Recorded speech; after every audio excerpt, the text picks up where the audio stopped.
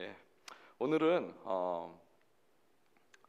예배에 대해서 좀 저희 얘기를 나눠보고 싶어요. 예배에 대해서 얘기를 나눌 건데요. 여러분 혹시 A.W. 토저라는 분을 그런 분을 아십니까? 아세요? 모른다고 해야 네, 그다음 얘기가 나오는데. 예. 이분은 현대 예배학의 아버지라고도 불리고 또 그 예배에 관해서 많은 책들을 쓰셨습니다. 근데 그분의 책들 가운데에 저에게 좀 가슴에 와닿는 말이 있었는데 그것이 뭐냐면 예배가 변질되면 교회가 변질된다는 것입니다. 뭐라고요?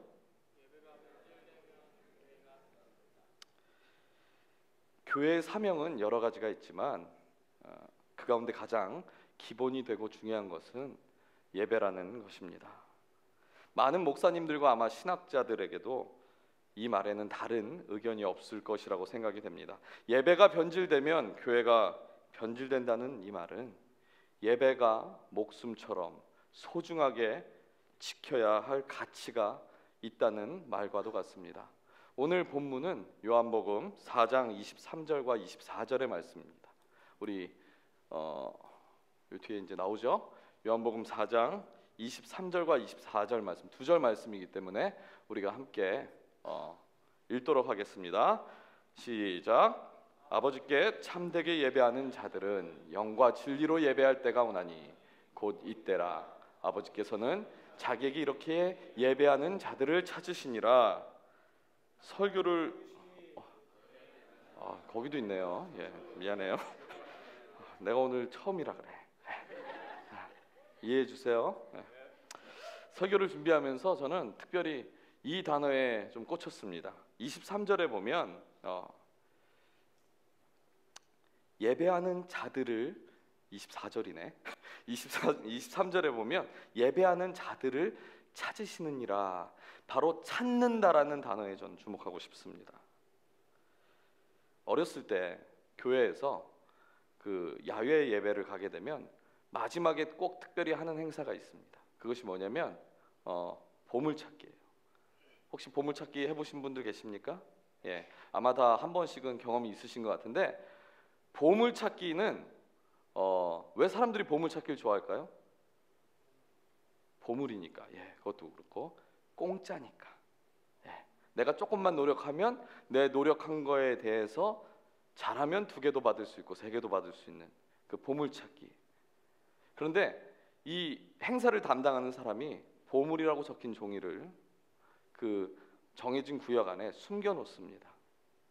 이 찾는다라는 단어는 사전적 의미로는 숨겨진 것을 발견하여 살피다라는 뜻이 있어요.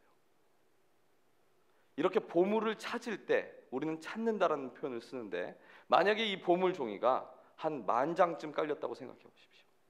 그때도 우리가 찾는다는 단어를 과연 쓸까요? 그때는 줍는다라는 표현을 씁니다. 신약 성경에서는 이렇게 찾는다라는 단어가 2번이 나옵니다.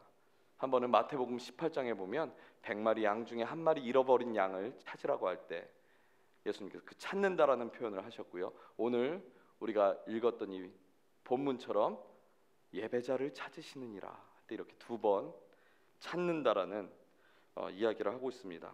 NIV 성경에 보니까 이 예배자를 true worshiper라고 이야기합니다. 하나님께서 진정한 예배자를 찾으신다는 것입니다. 제가 오늘 제목을 응답하라 2013 컴패스 이렇게 정말 제목 짓기가 너무 힘든 것 같아요. 특히 예배라는 타이틀을 가지고 피로 목사님께도 가보고 뭐 다른 목사님께도 가보고 심지어 우리 민서 붙들고도 야 제목 좀 찾아봐라. 이런 생각이 들었어요. 지금 우리가 예배하는 이곳에 하나님께서 우리에게 질문하고 계십니다. 진정한 예배자가 바로 너니? 우리 옆 사람 보고 한번 인사해 볼게요. 너니? 야, 너니? 우리 사이들이 별로 안 좋은 것 같아. 너니? 맛깔나게 하려면 너니? 이렇게 해줘야지. 너니? 자, 다시 한번. 찬호 안 하는 것 같아.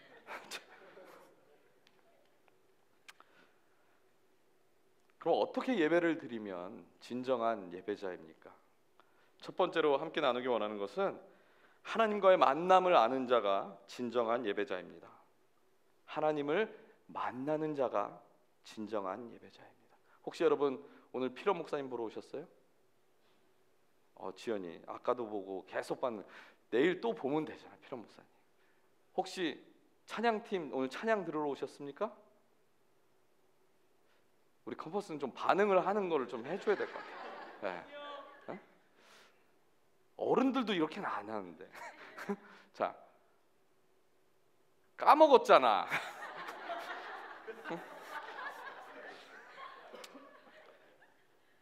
오늘 찬양팀이 다른 때보다 은혜가 좀 있었던 것 같아요, 그렇죠? 예. 그 앞에서 기타 치면서 우리 인도하는 그 안경 알도 없는 그 안경 쓰고, 예. 앞에서 다 인상 쓰고, 제가 가르친 건 아닌데 꼭 내가 가르친 것 같아. 이 매력남 보러 오셨습니까? 다현이 절대 아니라고 그러네. 예. 사실 임자 있어요, 그렇죠? 예. 예배의 목적은 하나님을 만나는 것이 예배의 목적. 구약 시대의 예배는요, 이스라엘에서 하나님께서 이스라엘 백성들을 출애굽하시고 솔로몬 왕이 그 성전을 짓기 전까지는 예배를 이렇게 드렸습니다. 하나님께서 이스라엘 백성을 광야로 넣으신 다음에 성막을 짓게 하십니다. 그리고 그 성막 안에 들어가 보면 오늘 제가 그 성막의 구조에 대해서 자세히 얘기하려고 하는 건 아니니까 대충 얘기를 드릴게요. 성막을 들어가 보면 성막들이 있어요, 이렇게. 그리고 그 앞에 번제단이 있습니다. 그리고 그 뒤에 보면 물두멍이 있어요. 그리고 양옆에 등잔이 있습니다. 그리고 그 뒤에 보면 성소가 있고 그 성소 안에 지성소라는 것이 있어요. 지성소. 그런데 이스라엘 백성들은 1년에 딱 한 번 예배를 드릴 수 있었습니다. 대속죄일이라고 부르는 날에 백성들의 죄를 다 모아서 대제사장이 이 죄를 대신하여서 지성소 안으로 들어가서 예배를 드리는 거예요. 그런데 문제는 제사장들이 다 들어가는 것이 아니라 대제사장 한 명만 들어갈 수 있습니다. 그래서 대속죄일 전날에 대제사장이 제사장들과 가족들을 불러 모읍니다. 그리고 유언을 해요. 내가 내일 지성소에 들어가서 죽게 되면 앞으로 이건 이렇게 하고 이건 이렇게 하고 이러쿵저러쿵 막 얘기를 해요. 예. 왜 그러냐면 죄를 가지고 그 안에 들어가면, 지성소 안에 들어가면 죽기 때문에 그렇습니다. 그렇기 때문에 만약에 대제사장이 그 안에 들어가서, 지성소 안에 들어가서 거룩하지 못한 어떤 하나님 보시기에 그런 모습들이 있어서 죽게 되면 그 안에 들어가 있는, 죽어 있는 이 대제사장을 끌어 나올 수가 없어요. 그렇기 때문에 허리에 끈을 묶습니다. 이렇게 허리에 끈을 묶고 저 이렇게 지성소 밖으로까지 나갈 수 있는 끈을 묶고 이 다리에 방울을 찹니다. 런닝맨에서 보는 그런 방울을 찹니다. 그리고 이렇게 죄를 사하기 위한 피를 가지고 성소 안으로 들어갑니다. 한 발, 두 발, 딸랑, 딸랑. 나 아직 안 죽었다. 웃어야지. 자, 그런데 만약 이런 구약의 예배 형태가 지금도 이렇게 예배 드린다고 한번 생각을 해보십시오. 여기가 지성소예요. 여러분이 들어온 저 문이 지성소로 들어오는 문입니다. 우리 예배팀이 대희 형제가 뒤에서, 자, 미안해 오늘 민서 계속 했으니까 민서 형제 손 벌리시죠. 자, 허리에 찹니다. 찼어요. 자, 들어가세요. 딸랑, 딸랑, 딸랑. 끈을 잡아당겨 보니까 딸랑 소리도 안 나요. 끈을 잡아보니까 민서가 죽었어요. 새가족팀 장례 준비하세요. 여러분들 심정이 어떠실 것 같아요? 지금 웃고 있지만 여러분들이 그 선상에서 여러분들의 이름을 부르고 예배팀들이 한 사람씩 이 안에 들어왔는데 딸랑딸랑 딸랑딸랑 하다가 아무 소리 들리지 않는다고 생각해 보세요. 과연 서 있을 수 있겠어요? 1년에 딱 한 번 드리는 예배인데 나 2분 있다 죽는 거야? 나 먼저 가니? 지금? 이런 마음 아니겠어요? 구약의 예배는 이러한 예배였어요. 그런데 예수님께서 이 땅에 오셔서 십자가의 죽으심으로 그때 어떤 사건이 일어났습니까? 성막과 그 지성소를 가로막았던 휘장이 위에서 안으로 찢어졌어요. 그게 무슨 의미입니까? 이제는 대제사장이신 예수 그리스도를 믿음으로 누구나 다 지성소에 들어갈 수 있는 특권을 허락해 주셨다는 것입니다. 그런데 이제 누구나 원하기만 하면 아무 때나 찾아가는 그러한 예배, 아무런 목적도 없이 그냥 내가 아무런 생각 없이 와서 예배 드리는 그런 예배. 이번 주 할 일이 예배를 드리면 내가 끝난 것이다. 그래도 하나님 앞에 예배는 드렸으니까 됐겠지. 두렵고 떨리는 마음을 찾아보는 것이 아니라 너무도 편해져 버린 이러한 예배. 아까 A.W. 토저 목사님이 뭐라고 그랬다고요? 예배가 변질되면 교회가 변질된다. 하나님 만나러 가는 예배, 두렵고 떨리는 마음이 아니라 예배가 변질되어서 그냥 아무런 목적과 아무런 생각 없이 나온 이 예배가, 우리 컴퍼스 예배가 만일 그렇다면 우리 컴퍼스도 변질된 예배인 것입니다. 제가 초등학교 다닐 때 바나나가 굉장히 귀했어요. 오늘 막 소품도 나오고, 준비하는 그 전도사예요. 인정해 주세요. 초등학교 다닐 때는 바나나가 굉장히 귀했어요. 이 바나나는 제 초등학교 때 1년에 한 번 보기도 힘들고 먹어보는 건 상상할 수 없었던 거예요. 지금하고 너무 다르죠. 그런데 초등학교 2학년 때 미국으로 이민 간 저희 큰고모 가족이 한국에 방문을 하셨어요. 그리고 이러한 이민 가방을 6개를 가지고 왔습니다. 5개는 어디 갔니? 자, 그런데 고모께서 이렇게 오셔가지고 여러 가지 선물을 주셨어요. 막 생전 보지도 못한 장난감과 막 너무 놀랐는데, 그 중에 제가 가장 깜짝 놀란 것은 바로 이 바나나입니다. 더 사실 놀랐던 것은, 바나나도 놀랐는데 이 바나나를 말려서 과자를 만드는 그 봉지를 발견하게 된 거예요. 제가 그때 미국에 대한 동경이 생겼어요. 이 귀한 바나나를 한번 먹기도 힘든 이 바나나를 과자로 만드는 나라는 도대체 어떤 나라인가? 드디어 제가 저에게 이 바나나를 하나가 들어왔어요.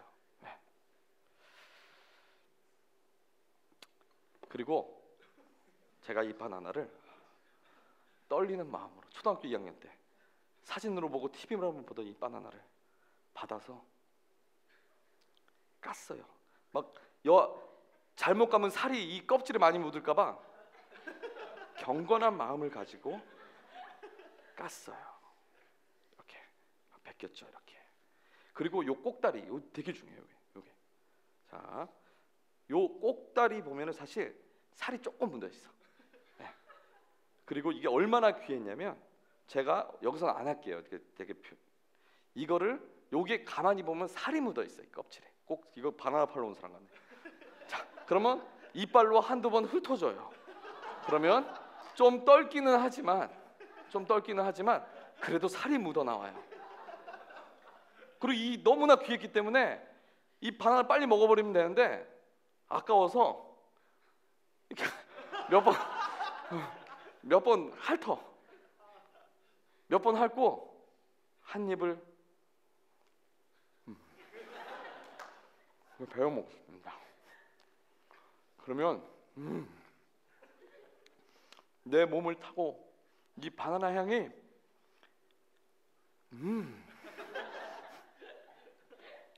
이 바나나. 그런데요, 제가 결혼을 하고 미국에 왔어요.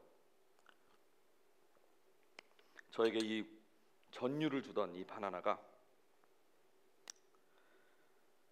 바라만 보기만 해도 심장 떨리던 이 바나나가 미국에 왔더니 가장 싼 과일이었어요.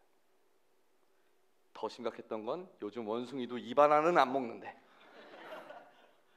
그 얘기를 듣고 그렇게 귀하던 바나나가 저에게 아무 쓸모없는, 관심거리도 없는 그런 바나나로 변했습니다. 지금도 집에 가면요, 제가 요즘 계속 금식을 하기 때문에 아침에 식탁 위에 우리 아내가 바나나를 저렇게 한두 개 올려놔요. 먹으라고.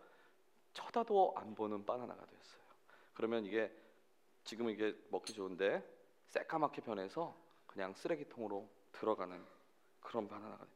이 바나나를 근데 보면서 제가 설교를 준비하고 바나나를 보면서 바나나를 좀 묵상을 해봤어요. 좀 희한하죠? 딴 걸 묵상하는 게. 바나나를 묵상하면서 나에게 이와 같은 일이 바나나 하나뿐인가? 이런 생각을 하게 됐어요. 예배가 이렇게 변한 것은 아닌가 하는 생각이 듭니다. 예배가 너무 많아졌어요. 또 예배가 하나님 만나는 일에 목적을 두지 않고, 또 말씀과 찬양은 사실 하나님을 만나는 도구예요. 그런데 우리는 말씀 듣고 찬양 드렸다는 이유로 우리 예배를 온전히 하나님께 드렸다고 착각하고 사는 것입니다. 지금 이렇게 말씀이 중요하다는 것이 아니에요. 오늘 예배는 이 만남을 이야기하기 위해서 말씀을 제가 조금 사이드로 빼서 그렇지, 말씀이 중요한 게 아니에요. 만남이 그만큼 중요하다는 거예요. 하나님 보좌 앞까지 나아가는 그 만남, 그 만남이 우리에게 필요한 것입니다. 시편 42편 1절과 2절의 말씀에 이렇게 이야기하고 있습니다. 하나님이여, 사슴이 시냇물을 찾기에 갈급함같이 내 영혼이 주를 찾기에 갈급하나이다. 내 영혼이 하나님 곧 살아계시는 하나님을 갈망하나니 내가 어느 때에 나가서 하나님의 얼굴을 배울까? 여러분, 오늘 예배 나올 때 어떤 준비를 하고 오셨습니까? 여자분들은 아마 한껏 또 이쁘게 보여야 하니까, 이쪽 보고 얘기했다. 화장도 하시고, 또 남자들 또 안 뿌리던 향수도 좀 뿌리고, 그래도 준비를 하고 나오셨잖아요. 그런데 그런 준비 말고 영혼의 화장은 하시고 나오셨어요? 예배를 나올 때 하나님께 두렵고 떨리는 마음, 간절한 마음, 이 기쁜 마음 가지고 나오셨어요? 혹시 목사님, 전도사, 송이장 체면 차려주러 나오셨냐는 거죠. 만약 오늘 이 강단에 제가 아니고 김수현, 수지, 아이유 이런 유명한 연예인이 나온다면 아마 예배 시작 2시간 전부터 저 뒤에서 줄 쫙 서 있고 기다리다가 문 열리면 제일 여기 앞에 앉으려고 문 열리면 막 뛰는데 옆에가 더 빨라. 그래서 내가 가방을 먼저 여기 딱 던져서 천천히 여유 있게 걸어오고 옆에 썩소 한번 날려주고 승리한 것처럼, 그리고 앉아서 그 연예인이 나오는 그 순간을 기다리면서 막 소름이 살짝, 그런 게 있잖아요. 그런 기분 아시죠? 연예인도 가끔 보러 가고 해야지. 목사님 우리 교회 연예인이세요. 목사님 만나러 올 때 그런 소름 살짝 끼쳐 기다리고, 사진은 지가 찍히는 것도 아닌데 막 온갖 화장과 막 향수는 한 번만 뿌려도 되는데 막 옆에 앉으면 코가 막 너무 아파. 그리고 혹시 내 이름을 오늘 불러주면 어떡하지?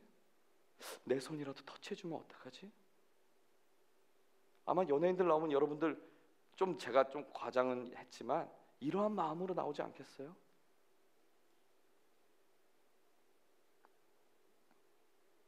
하나님 만날 생각하면서 이러한 느낌, 간절함, 기쁨, 설레임, 두려움, 여러분, 예배는 그러한 만남이 있는 곳이에요. 여러분 혹시 처음 데이트 할 때 손만 이렇게 살짝 닿아도 막 짜릿한 거, 다인이는 안 해봤는데 왜 웃지? 저는 지금도, 미안해. 너도 어디 가서 다음에 전도사님을 개그의 그 도구로 한번 써. 내가 허락할게. 미안해. 저는 지금도 가끔 우리 아내의 손을 진짜 가끔 손을 잡으면 설레고 짜릿할 때가 있어요. 얼마나 손을 안 잡아주면 가끔 정말.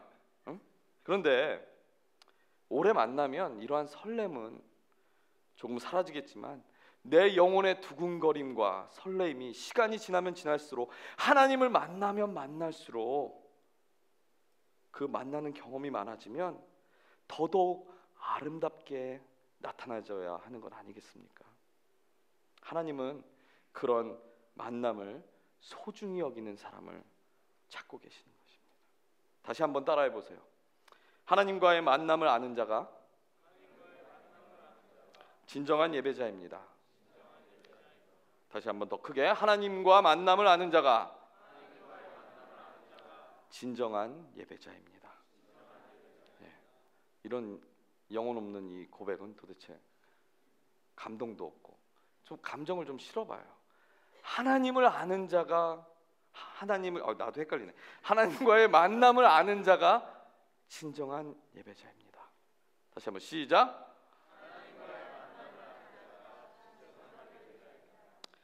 두 번째로 함께 나누는 것은 하나님과 교제를 잘하는 자가 진정한 예배자입니다. 이제 만났잖아요. 만나면 뭐 해야 돼 이제? 그렇죠, 놀아야죠. 교제해야 돼요. 저는 아쉽게도 대학생 때 너무 공부만 해서 진짜 너무 공부만 해서 미팅이나 소개팅의 경험이 거의 없어요. 믿겨지지 않죠. 사실 나도 믿겨지지 않아요. 근데 대학교 1학년 때 처음이자 마지막 미팅을 나간 적이 있는데 그것도 친구들의 요청에 의해서 폭탄을 제거하라는 명을 받고 나가서 폭탄을 제거하고 들어온 것이 저의 첫 번째 미팅이었습니다.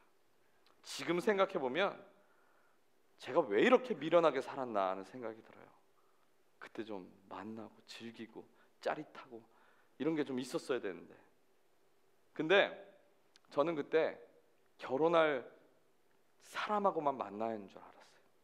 진짜 순진하죠? 그리고 미팅에서 만나는 사람은 오래가는 사이가 아닐 거기 때문에 괜히 시간 낭비, 돈 낭비하지 말자 이런 생각을 했습니다. 만남은 있었지만 더 이상의 관계가 없었기 때문에 저의 첫 번째 미팅의 여인은 그 이후로는 더 이상 만날 수 없었습니다. 예배도 이와 같은 것이에요. 계속해서 예배 가운데 하나님을 만나서 관계를 맺어야 하는 것입니다. 사랑하는 사람도 만나서 교제하지 않으면 발전이 없어요. 아마 저의 첫사랑 스토리를 아시는 분들이 여기 몇 분 계시는데, 저는 첫사랑 하니까 벌써 설레잖아, 그렇죠? 저는 첫사랑과 4년 동안, 무려 4년 동안 매일같이 만나지 못하고 편지를 썼어요. 4년 동안 매일을 하루도 쉬지 않고 편지를 썼죠. 그때 저는 좋게 말하면 굉장히 순진했던 거고요. 조금 더 다른 표현으로 저를 깎고 싶지 않으니까 그냥 여자를 조금 몰랐다고 이야기하고 싶어요. 물론 그 당시에는 이성을 만난다는 것은 노시던 아이들만 하던 것이기에 저는 편지로도 충분하다고 생각을 했습니다. 근데 어느 날 학원 앞에서 제 여자친구로 보이는 이 여자가 다른 남자의 손을 잡고 나오는 것이었어요. 근데 더 안타까운 일은 제가 그걸 보고도 아무 느낌이 없었다는 거예요. 왜냐하면 제가 교회 다녔는데 뭐 제 친구들도 여자친구들이 교회에 있잖아요. 이렇게. 다음 날이 됐는데 기분이 살살 나빠지기 시작했어요. 그 다음 날이 됐는데 더 나빠지기 시작했어요. 이 얘기를 우리 청년 지체들을 몇몇 이렇게 나누는 가운데 어떤 지체가 저에게 이러더라고요. 전도사님, 그건 펜팔이에요. 펜팔. 사귀는 거 아니고 펜팔. 제가 그래서 이렇게 얘기했어요. 그죠? 그 편지에 분명히 LOVE 보이 이가 써 있었다. 러브 이즈 사랑이잖아. 어? 교제는 이처럼 중요한 것입니다. 교제를 통해서 관계가 발전되기 때문이에요. 남자들은 잘 이해가 안 가는 거지만 여자들은 사귀는 가운데에도 날마다 그 놈의 사랑을 이렇게 확인을 하려고 그래요. 그렇죠? 나 사랑해? 사랑해. 얼마큼 사랑하는데? 이만큼 사랑하지. 얼마큼 이만큼이 뭔데? 우리 와이프가 오늘 안 왔죠? 저희 와이프는 얘기하면 안 돼. 여기서 나가면 얘기하면 다음에 나 못 봐. 나는 호환만만보다 우리 와이프가 더 무서워. 우리 와이프는 항상 저한테 그 머리 묶느냐 푸느냐를 가지고 얘기를 해요. 머리 묶는 게 이뻐? 묶는 게 이뻐. 그 좀 이따 풀어요. 푸는 건 어때? 좀 전에 내가 묶는 거 이쁘다고 했잖아. 푸는 것도 괜찮아. 그러면 또 묶어요. 정말 이거 괜찮아? 도저히 이해할 수가 없어요, 남자들은. 그런데 이것처럼 우리 하나님도요, 예배 안에서 우리와 이렇게 사랑을 확인하고 예배 가운데서 만나고 교제하길 원하신다는 거예요. 마태복음 22장 37절에서 39절의 말씀을 보니까요, 예수께서 이르시되 내 마음을 다하고 목숨을 다하고 뜻을 다하여 주 너의 하나님을 사랑하라 하셨으니 이것이 크고 첫째 되는 계명이요 둘째도 그와 같으니 내 이웃을 내 자신같이 사랑하라 하셨으니. 진정 사랑을 아는 사람은 상대방을 이용하는 사람이 아닙니다. 명품 가방 사고 필요한 것들 서로 나누고 헤어질 때 다시 돌려주는 관계가 아니라, 예수님께서 지금 말씀 가운데 뭐라고 하세요? 내 마음을 다하고 목숨을 다하고 뜻을 다하여 주 너의 하나님을 사랑하라고 말씀하셨어요. 이렇게 사랑하고 교제할 때 하나님과의 나와의 관계가 계속해서 예배 안에서 발전되는 것입니다. 예수님께서는 하나님을 이렇게 사랑하는 것이 첫째 되는 계명이고, 둘째 되는 계명은 내 이웃을 내 자신과 같이 사랑하라 하시는 것입니다. 2013년 7월 23일자 인터넷 신문에 보면 한국이 OECD 국가 중에 8년째 1위를 하고 있는 것이 있어요. 8년째 1위를 하고 있는 그 자랑스러운 건 뭐냐면요, 바로 자살 1위예요. 평균 하루에 44명이 자살을 하고 있다고 합니다. 33분에 1명씩 이러한 결정을 하고 있는 거예요. 지금 우리가 이렇게 예배드리는 가운데서도 그러한 결정을 하는 친구들이 우리 한국 가운데 있습니다. 저는 이런 기사를 보게 되면 얼마나 마음이 아픈지 몰라요.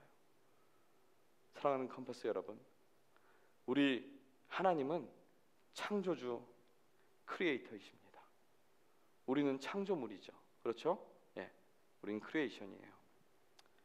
모든 창조물보다 가장 위에 있는 존재이긴 하지만 우리가 창조물이라는 것은 변함이 없는 사실입니다. 그런데 바퀴벌레 보세요. 바퀴벌레 오늘 이렇게 미안해 자꾸 써서 바퀴벌레 하면 우리는 겁내고 여자들은 가까이 가기도 싫어하는 것이 바퀴벌레예요. 그런데 그 바퀴벌레도 크리에이션, 즉 창조물입니다. 저와 여러분이 만약에 바퀴벌레를 너무나 사랑해, 너무나 사랑하는데 차가 지나가는데 내가 그렇게 사랑하는 그 바퀴벌레가 차에 치이려고 그러는 거야. 그때 내가 안 돼! 바퀴벌레야! 내가 죽을게! 그리고 내가 차에 달려들어. 여러분 그럴 수 있는 사람이 있으세요? 바퀴벌레를 위해서 여러분의 목숨 버릴 수 있는 사람이 있으세요? 아마 제 생각엔 힘들 거라고 믿습니다. 예수님 와도 힘들지도 몰라요. 그건 아무리 생각해봐도 힘든 일이에요. 그렇죠? 그런데 하나님께서 우리를 창조하신 그분께서 우리를 너무나 사랑하셔서 바퀴벌레와 같은 그의 창조물을 위해서 죽으신 거예요. 하나님께서는 성원아, 너는 나를 마음을 다하고 목숨을 다하여 사랑하라고 이야기야만 하신 게 아니라 이미 우리에게 마음을 다하시고 목숨을 다하여 사랑하고 계신 겁니다. 우리가 살아가는 것이 가치가 없는 삶입니까? 여러분, 가치 없는 삶이세요? 창조주가 피조물이 되기까지 내려오신 그 사건은 우리는 그만큼 살 가치가 있는 존재들이에요.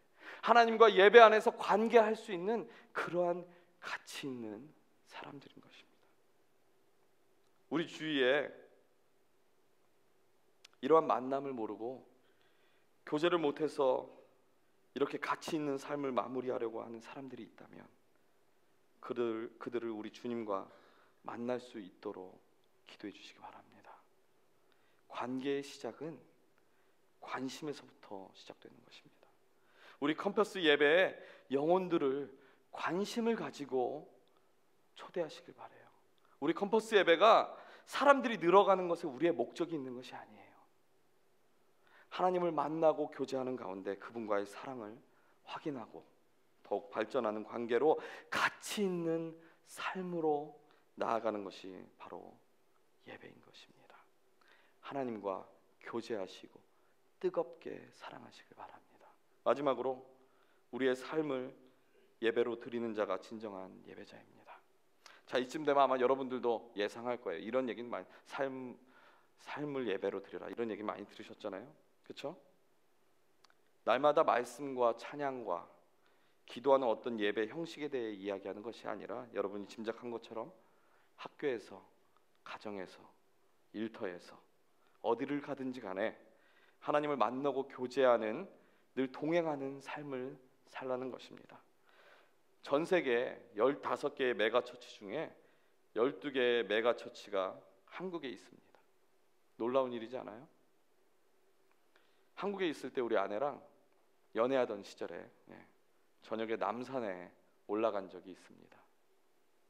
그곳에 올라가면 서울 시내를 보기도 하고 또 이렇게 좀 손도 좀 잡고 해주면 뽀뽀도 한번 하고 이러려고 올라갔어요. 근데 서울 시내를 딱 올라가서 그 공기 좋은 곳에 딱 올라가서 처음 느낀 저의 느낌 뭐였냐면 참 교회 많다였어요. 한 건물 걸러 한 건물 빨간 십자가가 서 있고 너무나 많은 교회들이 서울 시내에 제 눈에 담기에도 힘든 만큼 있습니다. 그렇게 교회가 많고 예배가 많고 예배하는 자들이 많은데 인터넷 기사를 댓글이나 이런 것들을 보면 요즘 우리를 기독교라 부르지 않고 개독교라고 이야기하고 그럼 난 개전도사예요. 너무 화가 나요. 저는. 여러분은 뭐라고 불러야 할까요? 그럼 무엇을 이야기하고 있는 것일까요? 교회는 많고 예배는 많지만 진정한 예배자로 살아가는 사람이 없다는 말입니다. 쟤는 교회 다니면서 왜 이렇게 거짓말을 해? 쟤는 교회 다니면서 왜 이렇게 돈을 속여? 쟤는 교회 다니면서 이러지 않아요? 예? 여러분, 교회만 다니니까 그런 거예요. 그냥 예배 나와서 이렇게 앉아있기만 이런 얘기를 듣는 거예요. 내 삶 가운데 예배자의 모습이 나오지 않으니까 그러는 것입니다. 도덕적인 삶을 의미하는 것이 아니라 정말 하나님을 예배하는 자들은 예수 그리스도의 향기가 나는 사람들입니다. 지금 여기에도 아마 교회 다닌 지 얼마 안 된 친구들이 있다면 전에 이런 생각 해보셨을 거예요. 쟤는 교회 다니는데 왜 그래? 아무리 좋은 말을 하고 단위에서 찬양하며 눈물을 흘리고 별짓을 다 해도요, 삶이 예배로 받쳐주지 못한다면 아마 여러분들도 이렇게 이야기할 것입니다. 내가 제 일주일 동안 어떻게 살았는지 다 알았는데 저 위에서 찬양하면서 눈물 흘리고 손 흔들고 저 봐라 생쇼하고 있네. 생쇼. 하나님 만나러 와서 그 사람은 하나님 만나고 교제하지 못하고요, 계속 재봐라 재봐라 재봐라 재봐라 재봐라 하다가 가요.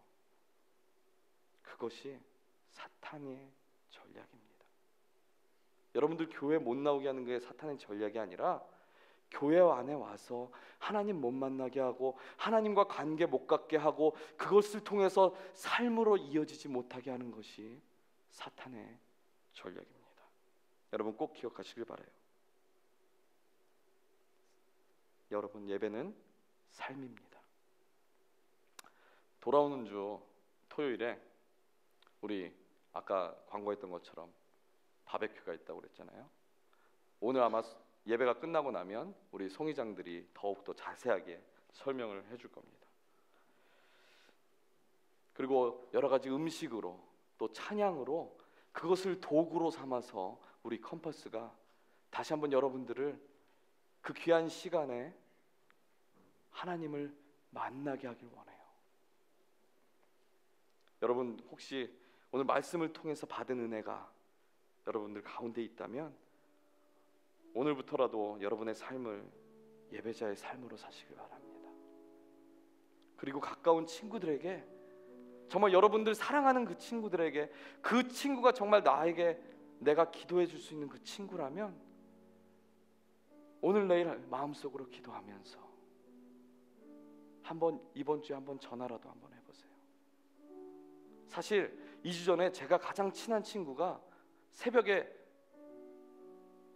우리 사역자 회의를 하고 있는데 연락이 왔어요. 친구야 바쁘니? 왜? 나 지금 뭐 미팅하고 있는데 너무 힘들다. 내가 그 친구는 교회에서 지휘도 하고 찬양 인도도 하는 친구예요. 한국에 있는 친구긴 하지만 그래도 네가 좀 더 나보다 영빨이 있는 것 같아서 내가 이 새벽에 너한테 연락한다. 친구야, 날 위해서 기도 좀 해다오. 내가 정말 이대로 가다가는 내가 주님 믿고 정말 하나님의 자녀라고 하면서 내가 나도 어떠한 결정을 할지 모르겠어.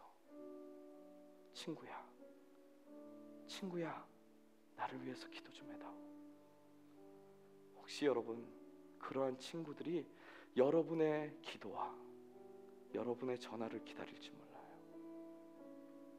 그래서 이번 주에 또 좋은 기회가 있잖아요. 우리들에게 그 친구들을 그냥 이야기하지 마시고 하루 이틀 마음 가운데에 하나님, 저는 그냥 전하기만 합니다. 하나님께서 우리 그 친구들, 그 나의 사랑하는 그 친구들 정말 주님 앞으로 나와서 나는 할 수 없지만, 나는 아무것도 할 수 없지만 하나님께서 우리 그 친구들 한번 만져주세요. 그렇게 한번 초대해 보시길 바랍니다. 그래서 이번 주 토요일 날 오는 그 집회 가운데, 그 하나님을 만나는 자리 가운데 우리 모두가 나와서 주님을 만나고 또 주님과의 그 교제를 통하여 하나 되길 간절히 원합니다. 우리 잠시 눈을 감아 보시기 바랍니다.